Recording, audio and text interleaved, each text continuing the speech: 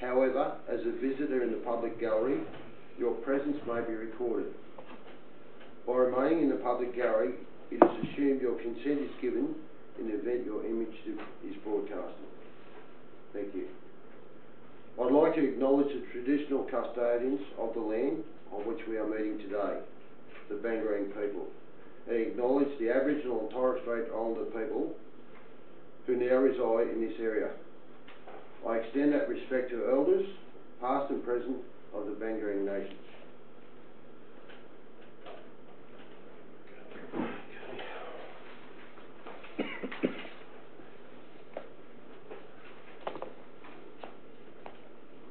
I'll now call for a notification of pecuniary conflicts of interest and business meeting items. Thank you, Councillor Longley. Mr Mayor, 8.2, the housing approvals, my home address has been mentioned in there as having gained an approval. Thanks, Councillor. Councillor Law. 6.8, the 2017-18 community grant.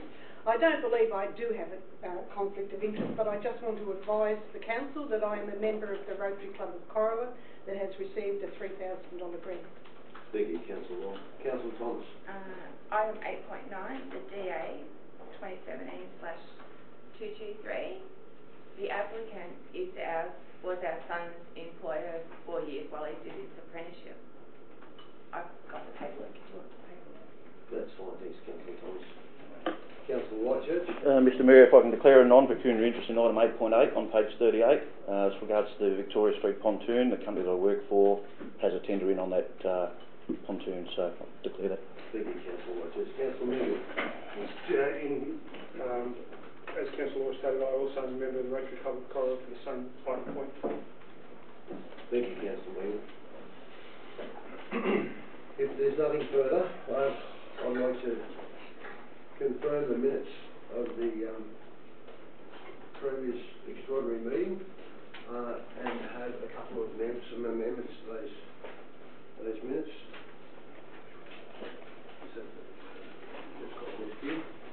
Councillors, on those particular minutes, the first motion on the motion of Councillors Longmire and Kennedy for the Deputy Mayor Sean Whitechurch to approach Adrian Butler for the interim General Manager's position, depending on his availability, from the 2nd of December until General Manager is appointed. And there was a motion to suspend standing orders on the motion of Councillor Meagle and Law. Of course, we had a brief break, and then we had a motion to resume standing orders with Councillor Meagle and Law. Then the next motion was on the motion of Councillor Longmire and Kennedy. Federation Council moves to formally appoint Adrian Butler as the interim General Manager from the 2nd of December until a General Manager is appointed. Okay, thank you. Would you like to clarify that? Yeah, thank you. You'd like to give me a Christian? Would you like to do it together? Yeah, thank you.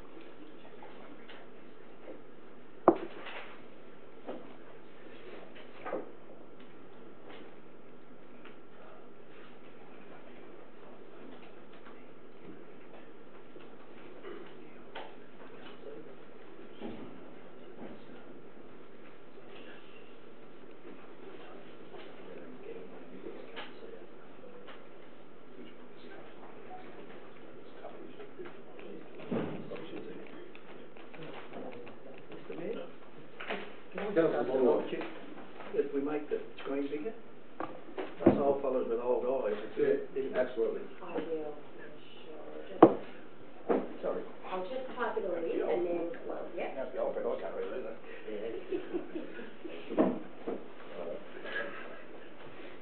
More seats got to become popular. Start bidding. Even worse, we last one will say you're all right.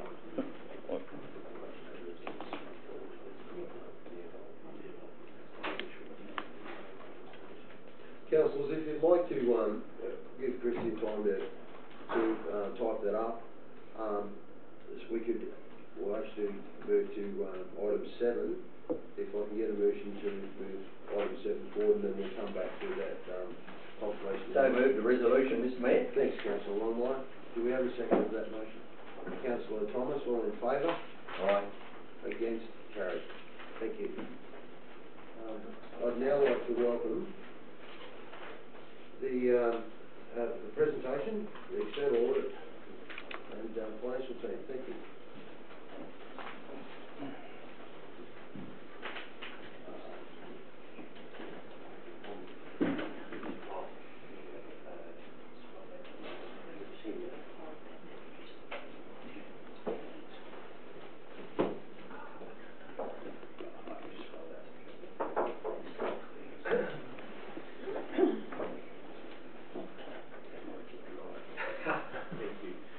So good morning, welcome. I hopefully look somewhat familiar to you. So my name's Brad Bowen. I was the auditor in the prior year for Corowa Shire Council when it was a standalone entity. As part of the transition in New South Wales local government, the audit function was transitioned across to the New South Wales Audit Office. So the letterhead this year is New South Wales Audit Office based, and so Jan Michael Perez is one of the senior staff from the New South Wales Audit Office, and was directly responsible for the audit clearance for 2017 for Federation Council. The item that's on the board, there are a couple of items that we issued to council, same as last year. You get a standard audit report, and what Federation achieved was an unqualified audit report lodged with the Office of Local Government before the 31st of October. So fundamentally that's what we were shooting for in terms of a project, a clean outcome lodged on time, and so Federation achieved that, which is quite a solid achievement in the kick-off year. That's the statutory audit report. The other item that comes is this item that's on the screen now called the report on the conduct of the audit. It's quite unique to local government in New South Wales. And so it provides a little bit of a snapshot of the key items of which the audit was conducted upon as the year or the period in the case of Federation has progressed. It's highly unlikely that you'll ever see something presented like this again. The year is a combination of Corowa and Urana. It's not actually a year, it's a 13.5-month period, which then made it quite tricky for the finance team to deal with. And there's a series of grant activity running through there. There's something like 15 million of one-off merger grant funding in a 10 million component and a 5 million component. And then add to that, there was about 3.2 million of financial assistance grant money, which relates to 2017 and 18, which got put into your bank account in June 17, and so it was picked up as income in the June 17 year. So all of that makes those numbers somewhat challenging to comprehend. And as we move forward, we're going to now have a 12-month period. So in next year, we start to have some comparatives. The reason why there's just one column of data, both in your financial statements and this report, is that Federation is a new entity that come into being on the 13th of May. And what we haven't done is then blended and merged the Corowa and Urana numbers together to show a comparison. We've treated it as a brand new entity from its infancy, and that's why you'll see one column of data, and next year that will build out to have the comparative data. The challenge being in 2018, it'll be for 12 months, sitting against a 13.5-month year comparative. But we'll work through that as we get there.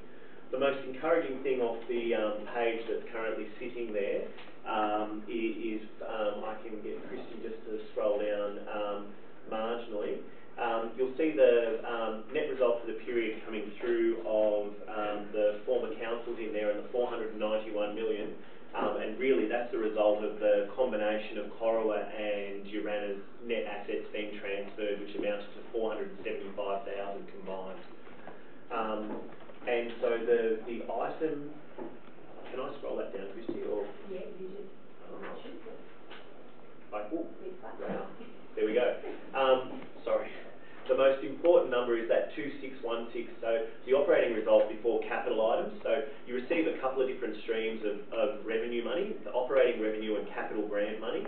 But if we take the capital grants out of the result, it winds back to saying that we're actually positive 2.6 million. A lot of New South Wales government sustainability measures, what is your surplus result if we take the capital funding out? And so for the new council, we wash out all the other numbers that come from the new merger activity and the new grant funding to report a result that's positive, and positive 2.6 is probably the one key metric you'd take away from that page, because there's a lot of other things churning around in there for the first period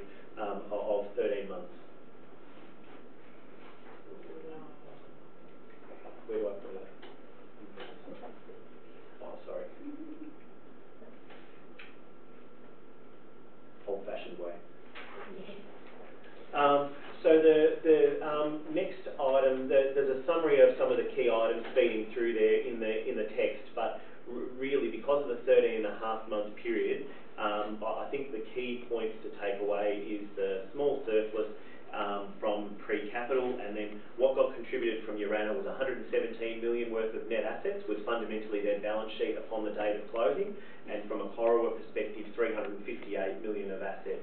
And those two numbers combined became the 475, which was fundamentally what we had on day one of the new entity's operations.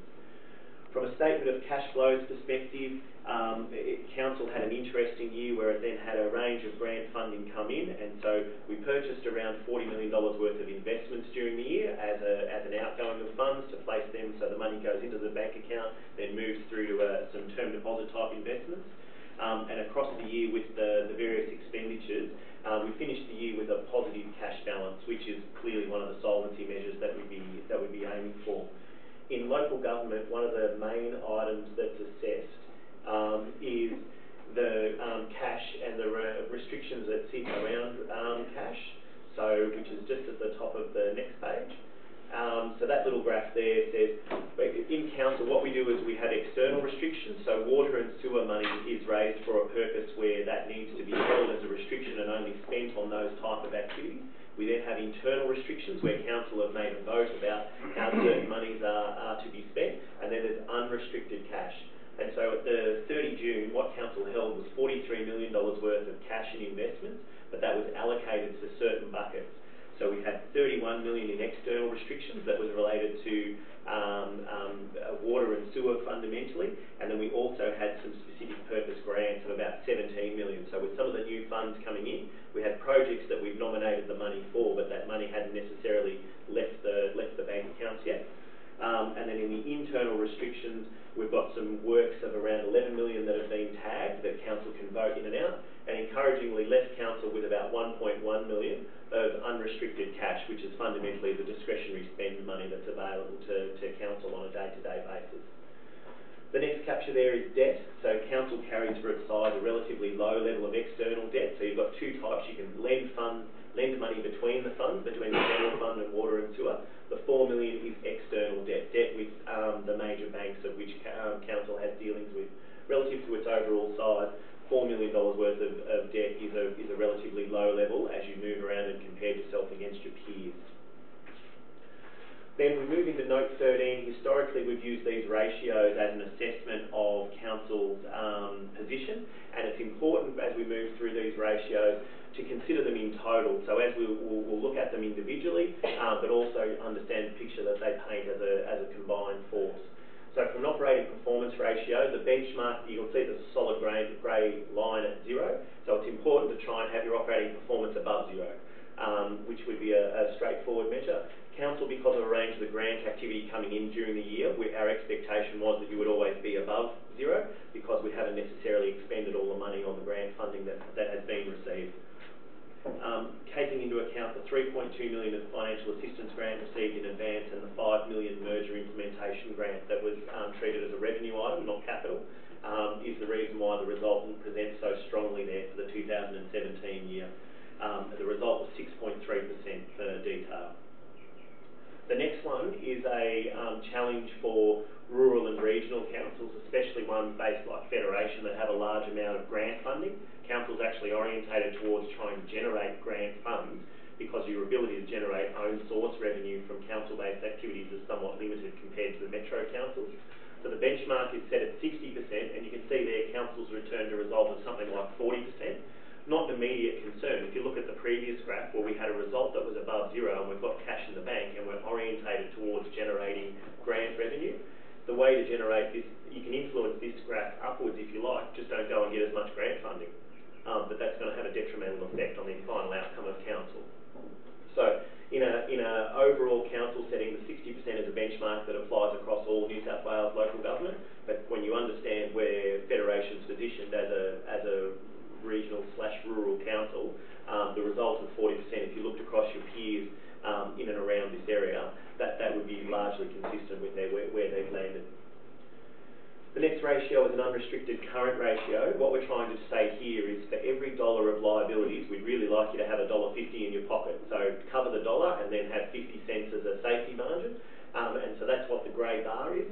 And you can see the yellow bar for Federation is well above that. So from a solvency measure, and can council pay its debts as and when they fall due, this measure is the key one around demonstrating that from Federation's perspective. So it presents quite a strong case for how our cash and our current ratio is positioned in terms of our working capital, being current assets versus current liabilities.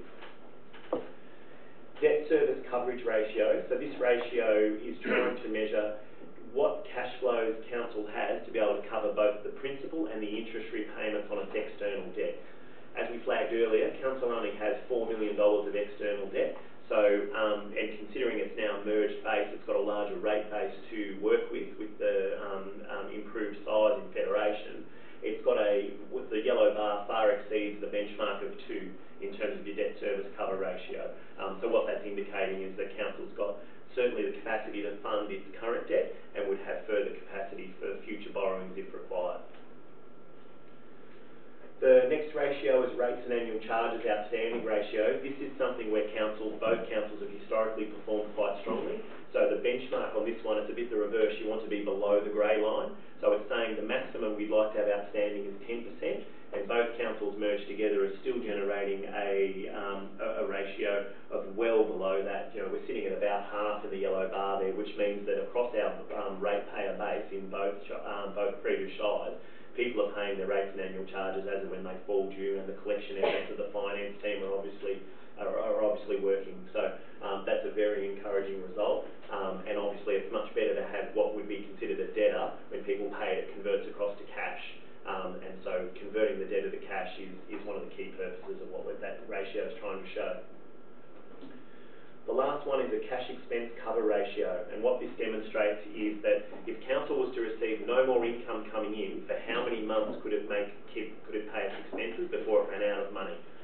What it's saying here is that 3 months is the benchmark, and we need to understand that at 30 June, early in July, you get some further grant funding tipped in, and also there's another rate instalment that gets paid. So council has quite an increase, but in the theoretical world of this chart, at 30 June, if no more income come in, this is demonstrating that council has somewhere in the vicinity of 18 to 19 months worth of expense cover that it could fund out of its cash balances held. And some of that's a function of the merger implementation funding that's sitting in the bank account. So you'd very much expect that graph to have a downward trend in the 18 year as we're pushing out more of those funds towards programs that council has already voted on.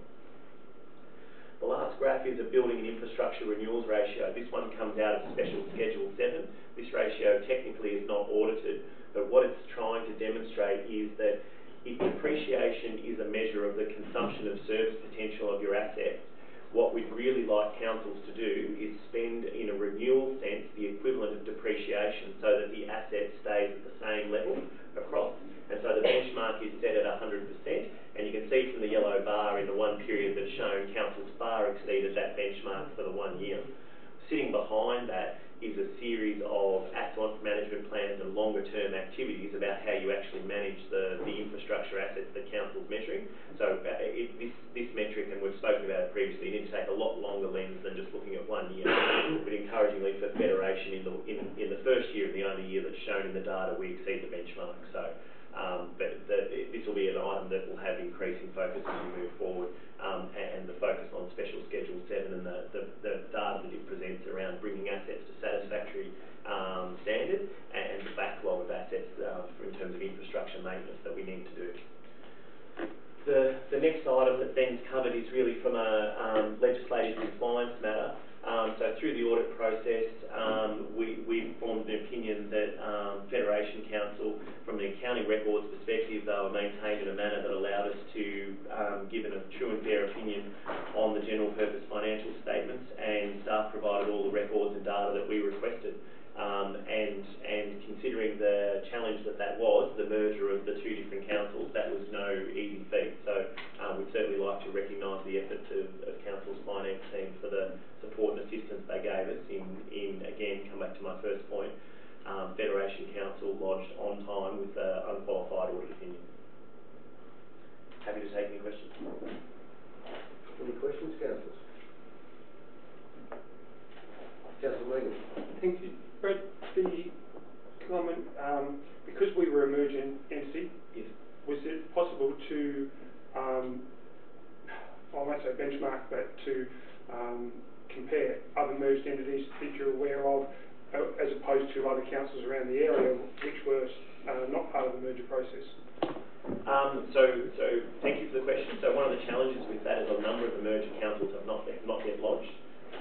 So a number of them couldn't have their accounting records ready for audit, and so have applied to the OLG for extensions. Many of those have got till the 30th of November, but there's only around 5 of the merger councils that have actually lodged their financial statements with the OLG.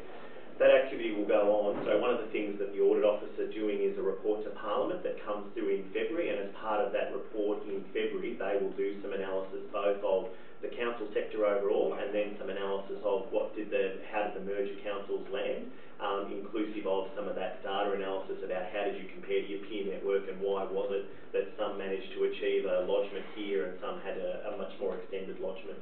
But from our side, we are doing the audit of a couple of the merger councils, but we had a 50% hit rate, 2 lodged on time and 2 had extensions. Any further council? Any questions, council?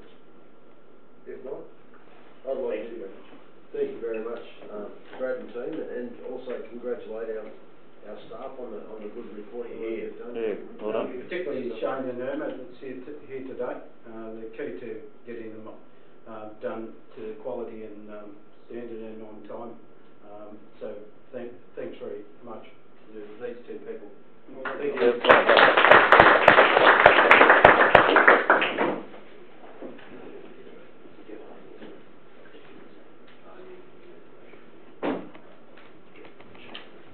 Councillors, this recommendation there, Council made the audit of the Council's annual financial statement for the year ended 30th of June 2017 for Federation Council. Would someone like to move that report? Moved by Councillor Beagle, seconded by Councillor Longmire. All in favour? Aye. Against? Carried. Councillors, would someone like to move that we move back to item number 3? Moved by Councillor Wallace, seconded by Councillor Wales. All in favour? Aye. Against? Carried.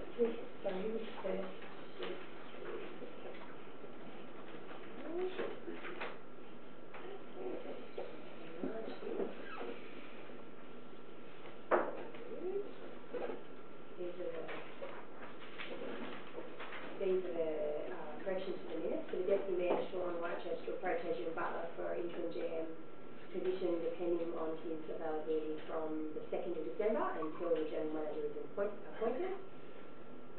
The motion to suspend standing orders was first Meagle and then Law.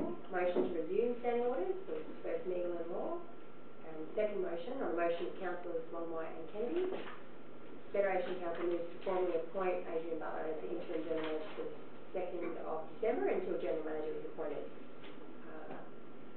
They are the corrections. Thank you very much. Would someone like to move those minutes? Councillor, moved by Councillor Meagle, seconded by Councillor Longley. All in favour? Aye. Against? Carried. Okay, item number 4. There'll be no merit. Point of order, Mr. Mayor. Councillor Meagle. Are we not required to also adopt the minutes of the previous regular council The meeting and ordinary also meeting as well. the other extraordinary I'm meeting? sorry, yes, you're correct, Councillor Meagle. Would someone like to move the minutes of the previous ordinary meeting? Moved by Councillor Meagle, seconded by Councillor Whitechurch. All in favour? Against? Carried. Thank you, Councillor Meagle. Councillor Meagle. And the other extraordinary meeting, Mr. Mayor? The first one, the one on the 1st of November, where those minutes haven't been adopted either. That's right. We'll have to too many extraordinary meetings, Councillor Meagle. Would someone like to move the minutes of that previous extraordinary meeting? Moved by Councillor Wales, seconded by Councillor Thomas. All in favour? Against? Carried. There'll be no mayoral minute. We'll move on to the General Manager's report. Thank you, Mr. Mayor. First report there's on the delegations from Council to the General Manager. In essence, the amendments are purely to change the wording to read from delegations from council as opposed to delegations from the administrator, and to broaden the definition of general manager to include acting and interim general manager. There's a recommendation there. Councillor Meagle, would you like to Move the recommendation. Second recommendation. Moved by Councillor Meagle, seconded by Councillor Law. Any questions or comments here, councillors?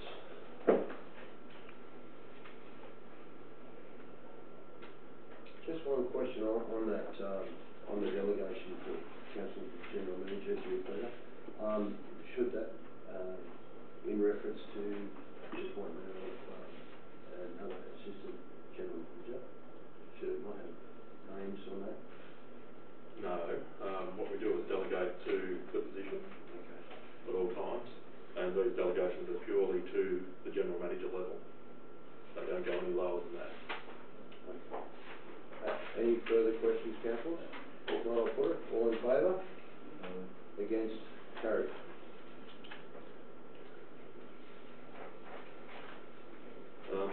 The second 5.2. Yeah. The second item here, Mr. Mayor, was purely to allow for the presentation that's just occurred, and also to allow for a break when the Mickey City Exchange students arrive at 10:30 for a morning tea with council. Excellent. Very nice, Nolan. Okay, we'll now move to the Director of Corporate and Community Services report. Thank you, Mr. Mayor. First item is the recommendation around Christmas opening hours, and I have recommended there hopefully provide further clarification once this was tabled at the last council meeting, with some questions asked, and I provide further clarification within the report, and still recommending that we close the council office and the Service New South Wales between the Christmas and New Year's period, but we have increased the hours of the Visitor Information Centre to an additional 2 days as per the previous recommendation. Thank you. Do we have a mover? Moved by Councillor Law, seconded by Councillor Kennedy. Any questions or comments, councillors? If not, I'll put it. All in favour? Aye. Against? Carried.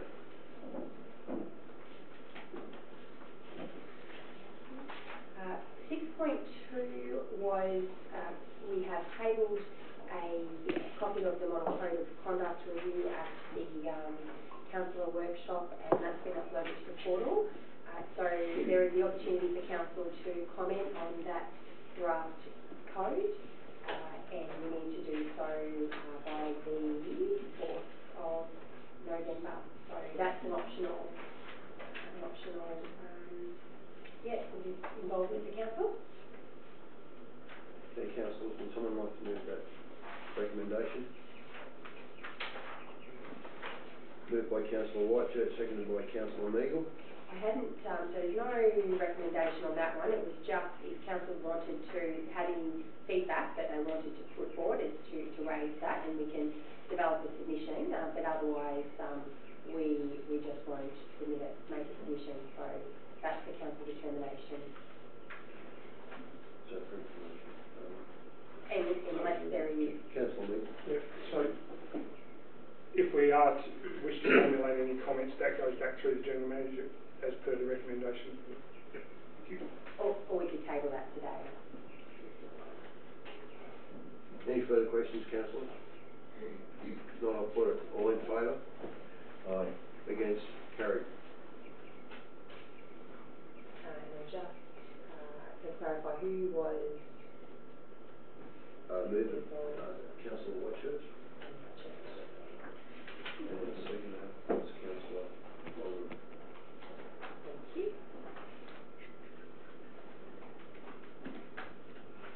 6.3 is proposed alcohol-free zones. There's a consultation report attached to the agenda.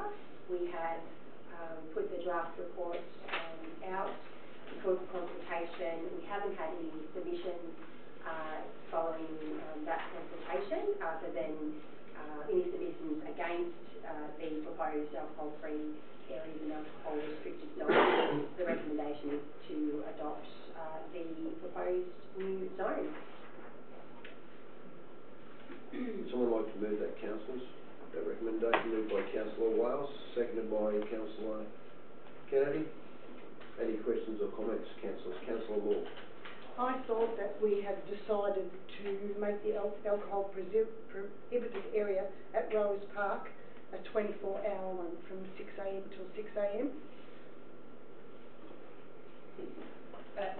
We can. That was not in the original proposal, but that was brought up at an earlier meeting. Okay, so then that might be my mistake. So I can change the recommendation if you.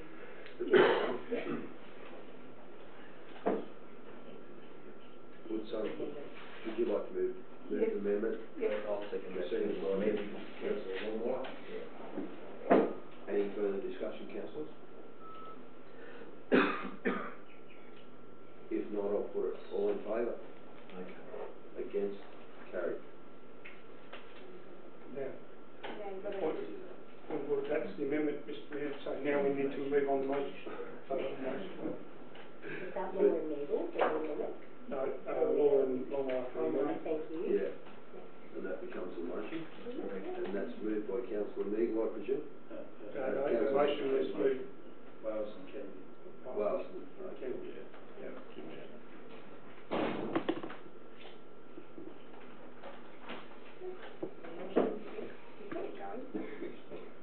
Thank you. All in favour?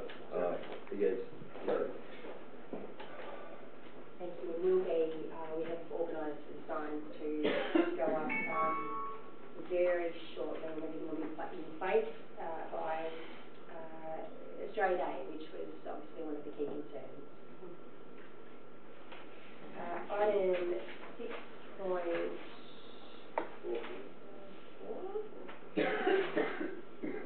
is the Q1 report. So this is, as council is aware, we have a delivery program, an operational plan, and we're required to present to the community, or to the council and to the community, on a 6-monthly basis. We are aiming to complete quarterly reports, and this is the first of the quarterly report which was attached to the agenda. So I've recommended that council adopt Q1 report, and that we place that on council's website, so that it's certainly a public document. Move the recommendation. Moved by Councillor Law, seconded by Councillor Longley. Any questions or comments? Councillor Thomas.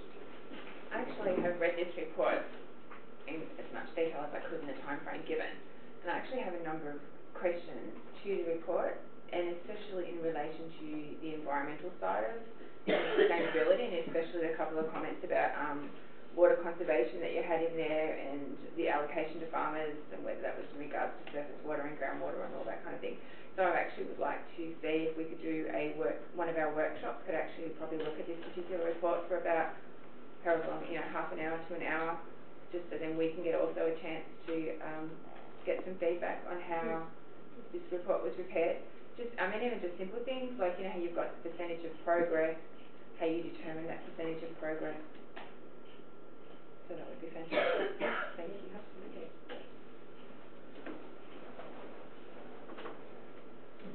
Any further questions there, councillors? If not, I'll put it. All in favour? Against? Carried.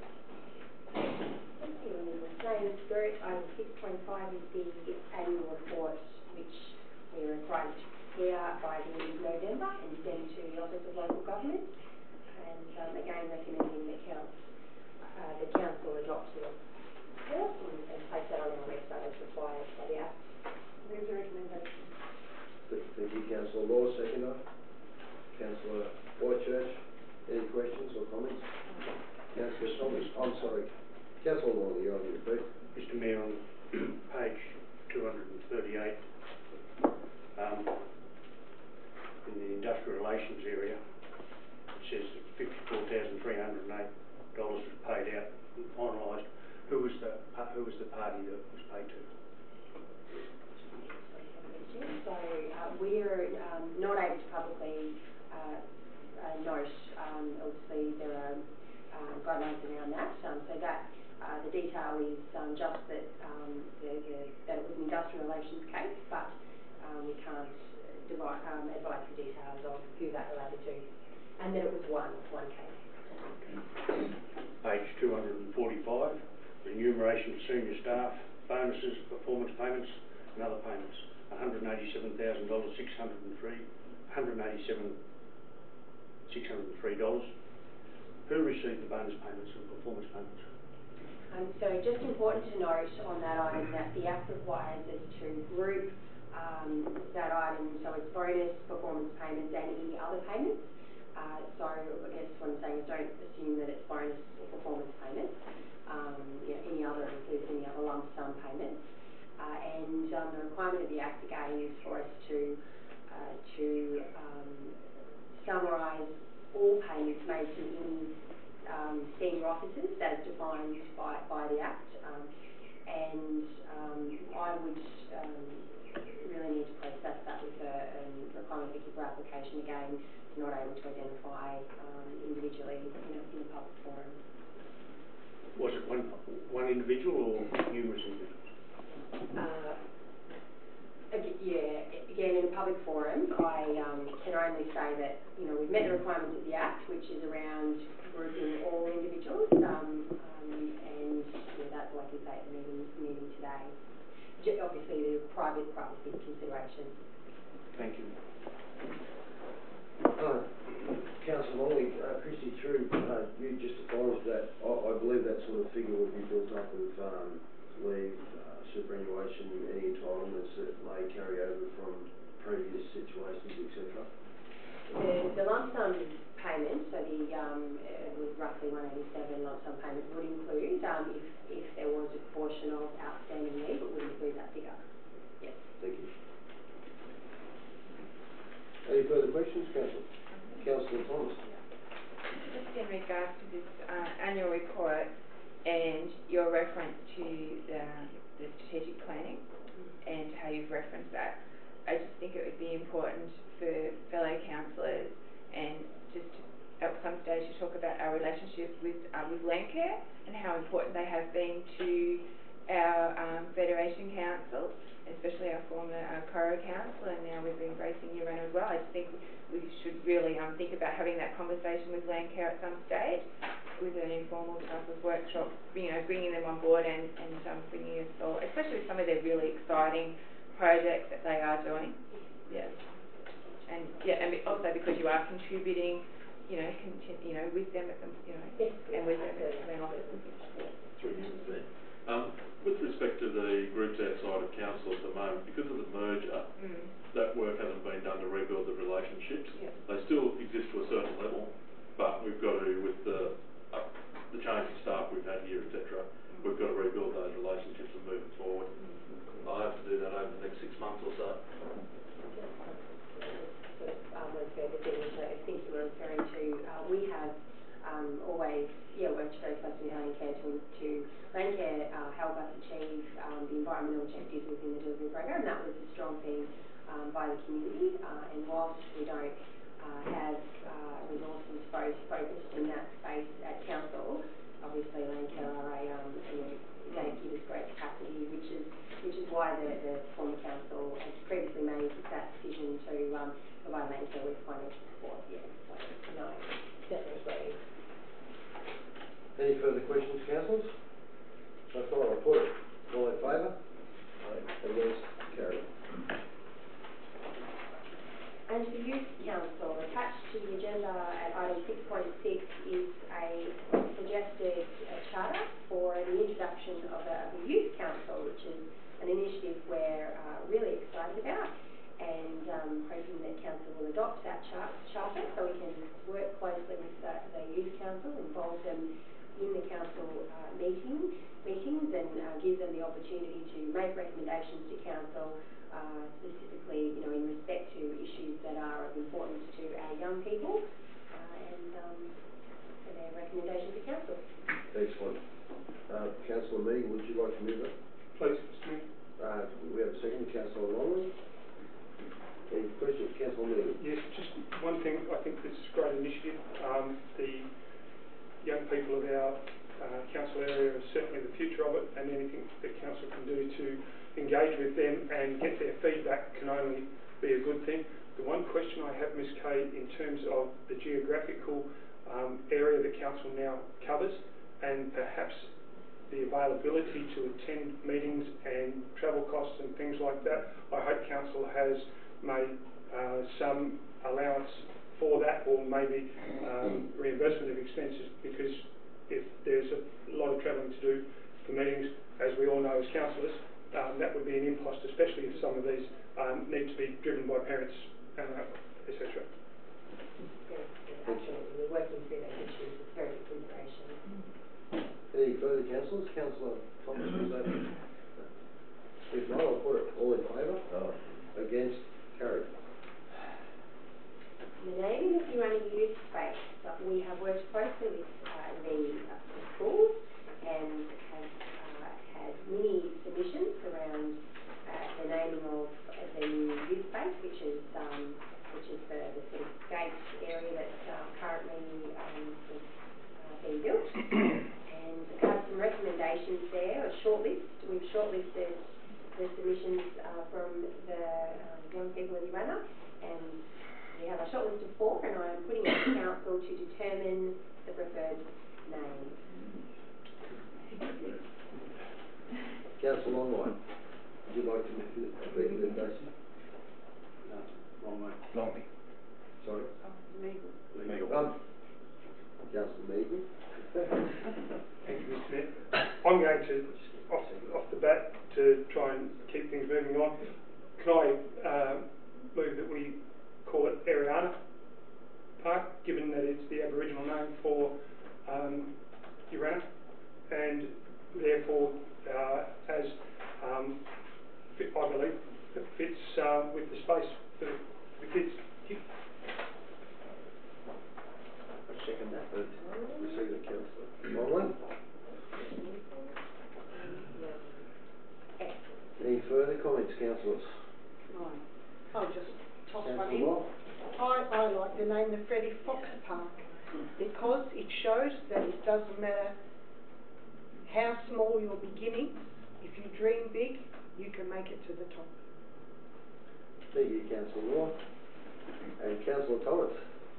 I must admit, I did my research on Freddie Fox as well, and I think it's a very exciting story. I think that, you know, especially the Riverina and what the Riverina has done, and it's just a success story. I would like to support, Council. Councillor Watcher. Yeah, Mr Mayor, obviously being a local in that area, what's the general public's feeling? Has there been talk or discussion on these 4 names, or maybe we can be led a little bit? Councillor Watcher, I personally haven't had any discussion with any of the schools about this. I think that I myself would favour the Freddie Fox Park for the reasons that the group, the Urana Progress Committee and other committees have been trying to raise money to put a statue in town of Freddie Fox, and have to date been unsuccessful. Freddie's got an amazing story, worked for many movie stars as well as the Queen. It would be lovely to be able to honour Freddie in some way, such as naming the park after Freddie, and I think that would be monumental, a good monumental start for Freddie. So I think that's where I would sit. Councillor Longmire. Mr Mayor, I'm a bit wondering in this situation, I didn't realise that the Christian name, if I've got a related or pecuniary interest in this with the Christian name part of this. I support it, but I've just got to identify it. Just to lighten the moment. I'll have to leave that with you, Councillor Longmire, whether you think we should leave the room or not at this stage. Did we have a motion actually to name it, or did we just have a motion to consider it? I was hoping that was a motion to consider it, the name, and I got a second by Councillor Longley. Is Councillor Meagle happy with that? We could put it to a vote. The 2 names seem to be in the thing, so show of hands and let's win. That's it. No problem. Councillors, I just do want to draw one thing to your attention. I'd have to say Sir Samuel McCackey was one of our born and bred boys out there, and Leighton quickly claimed him, but the fact still remains his first pastoral property was at Coonall Station in Urana. I'm just thinking it'd be lovely to put dibs on Freddie Fox before Drury claims him, because Freddie did move to Drury at the age of 2 because of a large family and a situation they're in, so, that's all for me. And Well said. I will ask for a call for a vote. At the moment, we've got two names, the first one being Arena Park and the second one being the Freddie Fox Park. I'm going to ask for a show of hands in favour of, first of all, the Freddie Fox Park. We've got 1, 2, 3, 4, 5, 6. And Arena Park. 2. Thank you. Congratulations, Freddie Fox. Okay, councillors, we've got a motion there. Good choice. All in favour? So, yeah. Against? Carried. I'm sure they'll be absolutely thrilled. Yeah, definitely. And all the names, the students was an excellent name, so it was a different task. So that. Item 6.8 is the community grants program, and the committee have met, and we have a recommendation there for the determination of those funds. That the total budget, annual budget for this program is $55,000, so we're recommending an allocation of about half that amount. So I'd like to move that recommendation. Moved by Councillor Law, seconded by Councillor Kennedy. Any questions or comments here, councillors? Councillor Lars. Yeah, thank you, Mr. Mayor. I am on this committee, but I wasn't apologising. I just like to eat lunch again. Thank you, Councillor Lars. Any further? Councillor Watchett. Mr. Mayor, I've had a query as to, and obviously the committee have made some obviously good decisions on a lot of the grants that have been applied for. One of the queries was the requested funding versus the recommended funding. Obviously, in some cases, a little bit less. Just for justification and clarification, how do they decide that? I guess from my own. Yeah, so we have a selection criteria which is outlined in the grant, and we assess the grant based on that, and then obviously other determination of funds that we have available. So some applicants didn't receive the full portion of the request, but that was weighted. Thank you. Any further, councillors? If not, I'll put it. All in favour? Aye. Against? Carried.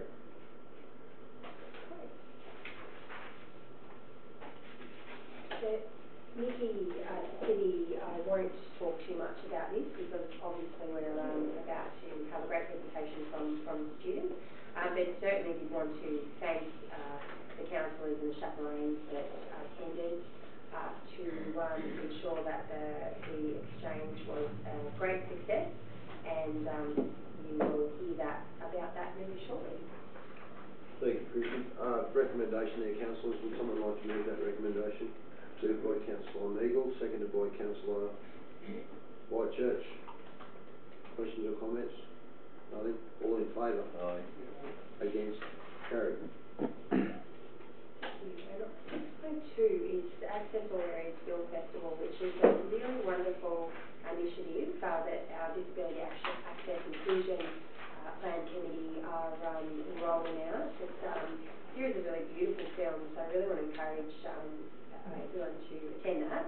And I have a recommendation there that we adopt a delegate to that committee. Obviously, council is yet to determine delegates to a whole range of committees, but I have brought this one forward just given the timing of the launch of their first initiative, if council's okay with that. Okay, we have a mover. Moved by Councillor Law, seconded by Councillor Whitechurch. Questions or comments, councillors? And looking for some, Delegate? Delegate, yeah. yes. Are there Any councillors would like to be delegate on the committee? The committee will generally meet bi-monthly, and they will be working on the implementation of our Disability Access Inclusion Plan, which will involve also working with council staff around projects, for example, that might be rolling out to ensure that we're implementing or building infrastructure to cater for the needs of all residents. So it's a great initiative. I'll put my hand up for that if there's no one else. I think it's Councillor Kennedy and I'd be interested as well, so we've got, that's okay, Christy, 3 delegates? prefer no more than two, just because we're trying to have a really strong, you know, membership from the community, and sometimes if we sort of weight councillor representation too heavily, and please don't take this the wrong way, it can be...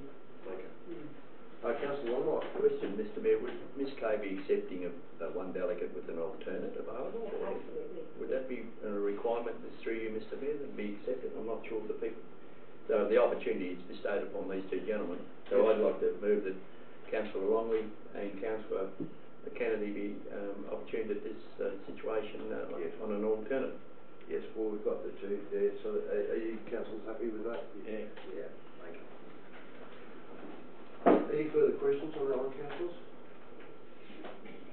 Councillor Meagle. Wait a second. Kennedy. Sorry. Put him down.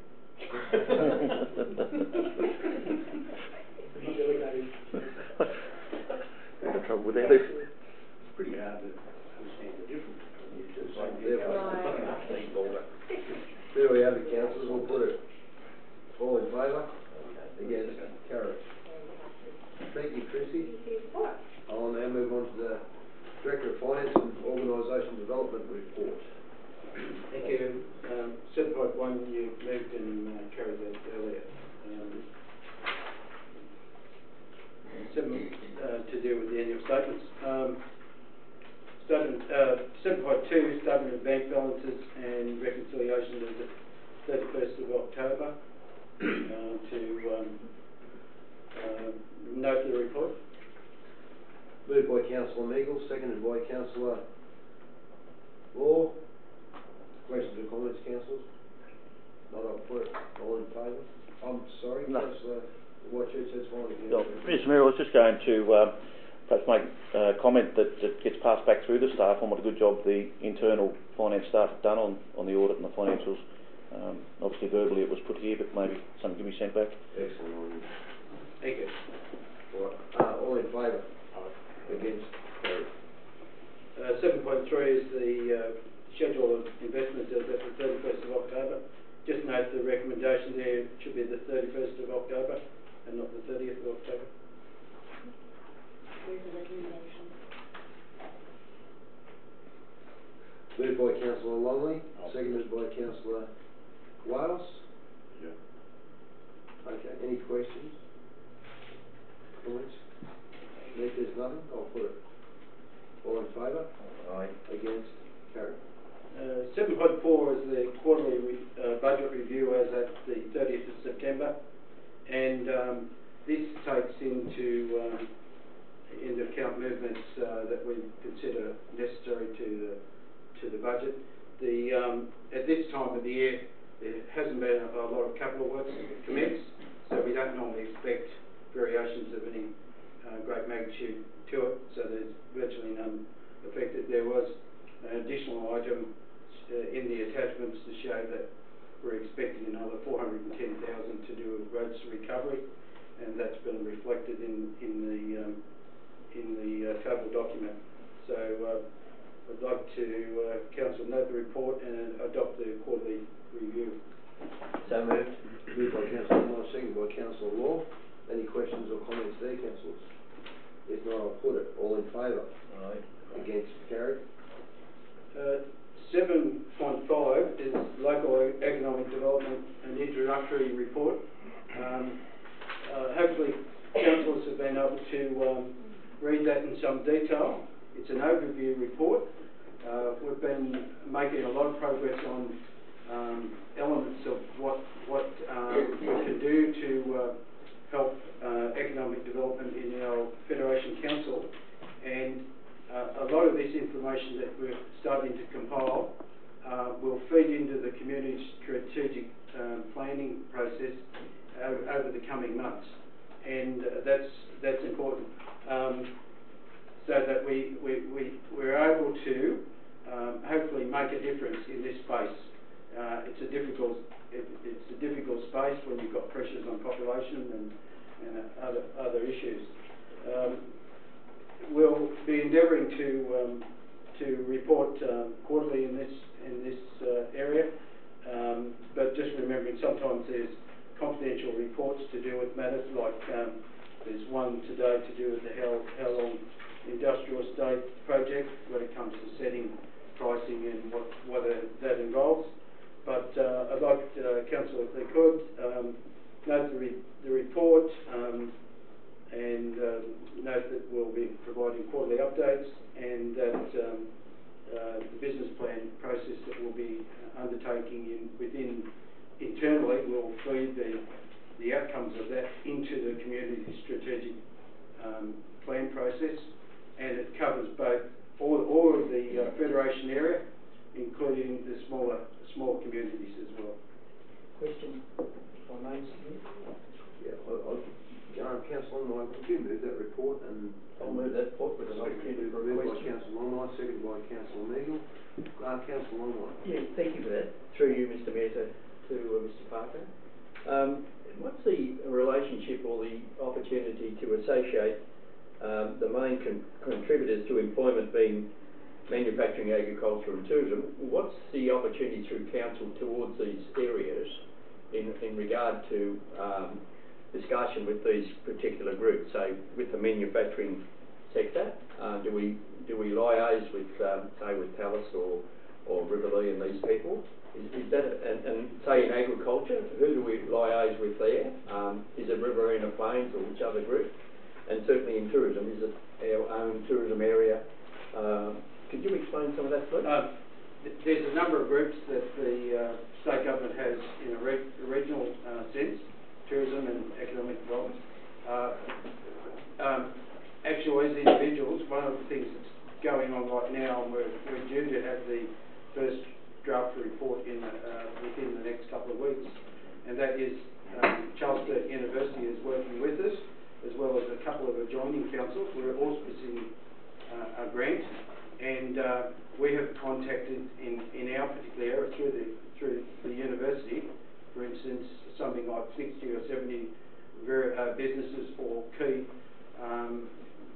people that might add to the debate as a way of sampling information as to where we go forward. So you'll find that there's combinations of ways that we will be approaching what you're these industries. My question. So we're in the embryo stage at this point in time. We're rebuilding in this particular area, hopefully in a very targeted way. You can see from the content of the report that we're drilling down into the elements that we think are going to make a difference, and particularly the Charles Sturt University report. It's focused on comparative advantage, businesses that might work off businesses that we already have. Like in the report, there was mentioned an item to do with a foundry would be a good industry that could sit comfortably within Federation Council, but of course there's other problems that associated with that, like the energy usage, for instance. So there's always linkages to do with delivering in this particular space. The one thing that I was trying to do with this particular area was to make a difference in the sense that you can be very, very busy in this space. You can actually work really hard, but sometimes you still can't be lucky. You know, you might not be lucky. So what we're trying to do is be very focused and hopefully make a difference for our Federation Council. I absolutely support the intent. In fact, I think it's a great concept.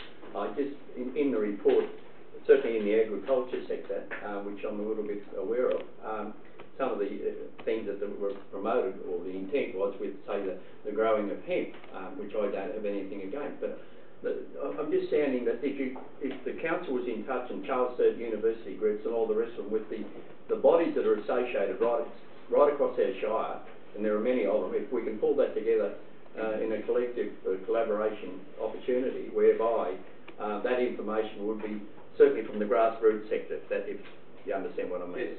Yes. That's just a comment, but I absolutely support the intent of where your direction's headed. So, introductory report here, first, yep. And then next report, I'm hoping for a lot more content that you can get your teeth into. Wonderful, thank you. Thank you, Councillor Long. I'm very fitting with the theme of the day, it's Happy National Agricultural Day. Any further questions or comments? Councillor Thompson. In reference to the attachment 7.51, I noticed that the data is from the 2011 census.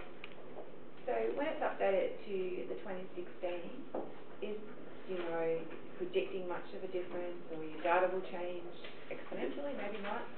There's some data that we've been able to pull in here from the 2016 census. One of the delays with the Charles Sturt report is that we didn't want them just to be focused on the 2011 report. So we're waiting to endeavour to actually incorporate an updated element in there. And at present, it seems to be reasonably stable, but in the areas that we've reflected, some change. Thank you, Mr. Parker. There's a motion there. I'll put it if there's no further discussion. Council? Nothing? All in favour? Aye. Against? Carried.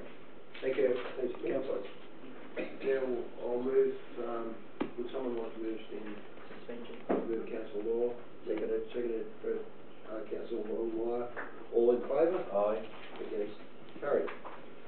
Well, councillors, I'd like to welcome the attending students and teachers this morning that have recently been to Mickey City, the participants. Just to give you an idea, councillors, the students attending at Corowa High, I hope I get this right, Nakia, is that right? Nakia Butler and Danielle Harris, who will be presenting today. Oakland Central School, we've got Liam Summons, thank you Liam, and also family members, grandmother Margaret and two sisters. Grandmother Margaret, Ellie's Margaret. Principals attending today, Corowa High, we've got Dr. Joanne Bellette, thank you, and Oakland Central School, Peter Graff. Thank you. Thanks, Peter. You wanted to say that? And of course the chaperones attending Talala? Did I pronounce that right? Correct, yes. Not too bad. Lane. Her dad, Richard Lane, ex-councillor, was one of the original founders of the Mickey City Sister Cities program 20 years ago, and he passed away several years ago. Councillor Gail Law, council representative at the signing of the official functions, also a chaperone, and Councillor Paul Meagle, also a chaperone. Thank you, Paul. Okay, would you like to come forward and present?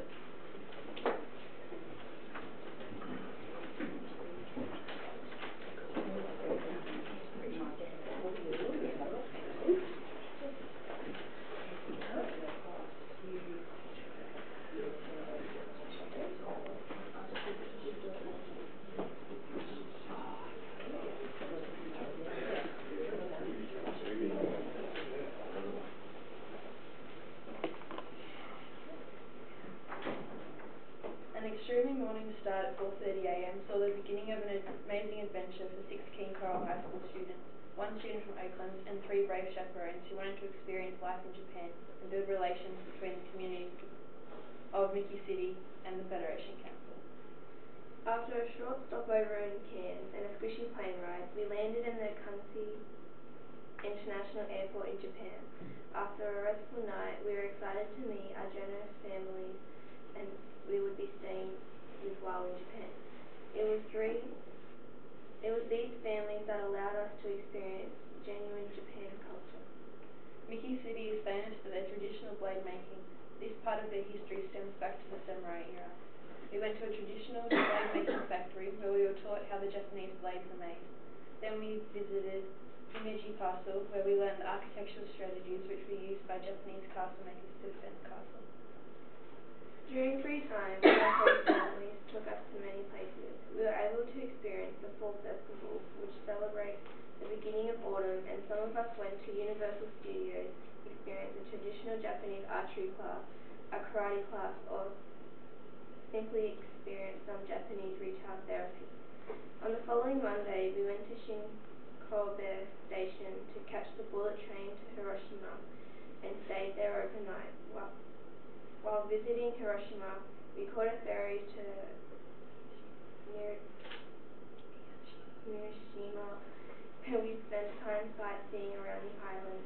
We also had the opportunity to interact with a survivor from the Hiroshima bombing, followed by a tour around the Peace Machine Museum. After practicing Zen at the Japanese temple with a monk, we drank traditional Japanese green tea in the temple. On return to Miki City, we were able to experience school life in Japan. We were able to visit 3 schools while in Japan. We visited Shijumi Junior High, Miki Senior High, and Yokowa High School. At Shijumi Junior High, we enjoyed the students' creative performances and participated in some of their New Year's traditional activities. We had a typical school lunch with the students before saying farewell and driving to Miki High. There we participated in the English class where the students included us in a Japanese board game. Then the boys went out into the schoolyards and taught the Japanese boys how to kick the football and shared our AFL culture with them. We then participated in a traditional Japanese tea ceremony with the students in the tea ceremony club. After tasting traditional Japanese sweets and a green tea, we were given an opportunity to try making our own green tea and learn how to drink Japanese tea properly. While in Miki City, students were able to share their thoughts about their experiences with the local community through the variety of media. Bailey Minogue, Annie Martin and myself were interviewed by the city's radio station, Miki Radio Station, and talked about their Japanese experience, while the local newspaper interviewed Nikki Abaka. The next day was spent in Yokowa, a neighbouring town. At the Yokowa Community Hall, we took a Japanese painting class where we learnt traditional Japanese painting styles and participated in learning traditional Japanese calligraphy. We learnt how to write the Japanese kanji character for heart and tree. A Miki City participant who visited Korawa last year, Masaki Toda, introduced us to some amazing traditional Japanese food and his own restaurant. We all thoroughly enjoyed this delicious opportunity. Upon arrival back to Miki City, we all attended the farewell Japanese ceremony where we were able to celebrate our time in Japan with our new friends and host families. At this ceremony, we were dressed in traditional Japanese clothing. The kimono dressing professionals dressed us for the occasion, providing us with a traditional Japanese hairpiece. After lengthy dressing ritual, we enjoyed a Japanese performance of traditional taiko drumming, Japanese singing, and in return we shared a performance of Waltzing Matilda.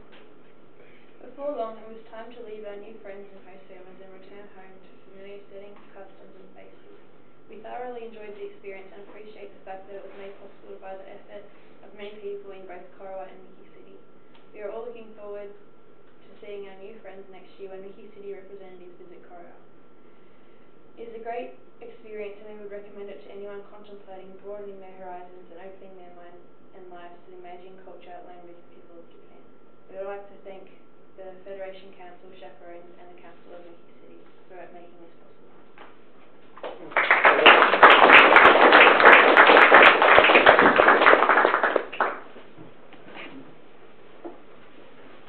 Well, thank you very much. That was very interesting. Would any of the chaperones like to respond? Councillor Legal.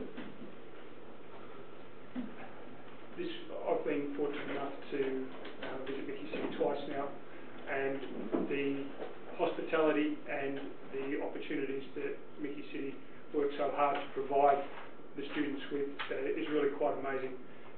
The students were all great ambassadors. As you can see, they dressed up pretty well. The Japanese, I will make one comment, the Japanese dressing ritual, which is, as the girls said, quite arduous and ongoing, and they found it a little confronting. The dressing party as all female, so girls, the guys were just as embarrassed as you. It was a great experience. Culturally, it was really different. I think the students will all acknowledge that there were some challenges. There were some real highlights. Everybody made us feel extremely welcome. It's a great program at Federation Council, and I'm really pleased that we've signed another sister city agreement, because the opportunity for our young people to see their culture, and vice versa, is something that should not be underestimated. I think it's a really valuable exercise. Thank you to the students for behaving so well on tour and being great ambassadors on behalf of Federation Council.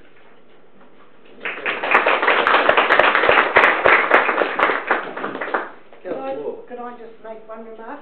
I don't like to bang on about Rotary all the time, but when I was president of Rotary, I spoke to the international president from Sweden, and he said that if every 17-year-old was an exchange student, there wouldn't be any more wars.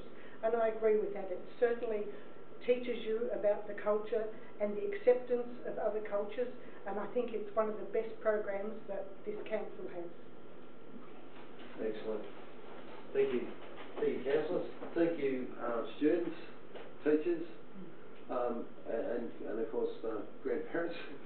Yeah, that was excellent, and obviously Federation Council is very proud to be supporting and sponsor of this program, and I'm glad you all enjoy it. Thank you very much.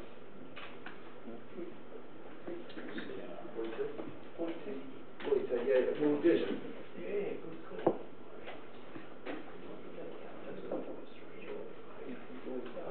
Would some...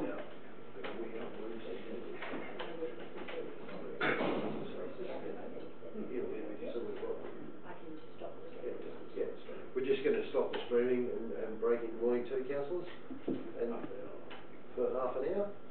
And you're all welcome to join in.